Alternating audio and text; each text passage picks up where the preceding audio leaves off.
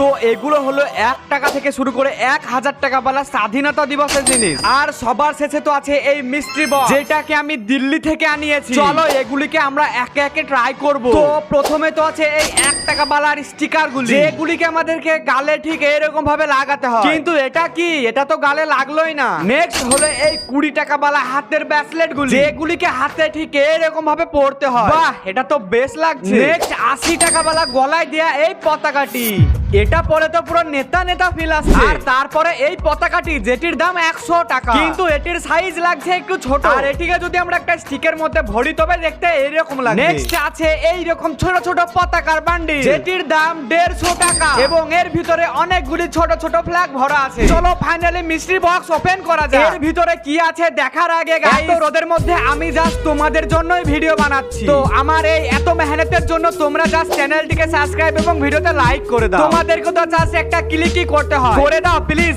And কমেন্টে I love my India লিখতে ভুলবে না। ফাইনালি এটার ভিতরে আমরা যে যে জিনিসগুলি পেলাম, প্রথমে পেয়েছি আগের থেকে বড় একটা ইন্ডিয়ান ফ্ল্যাগ। নেক্সট এইরকম একটা ব্যাজ, যেটা আমরা বুকে লাগাতে পারি। এন্ড তারপরে পেয়েছে এরকম একটা ভারী স্ট্যান্ড, যেটার মধ্যে আমরা ছোট ছোট পতাকাগুলিকে গুঁজে রাখতে পারি।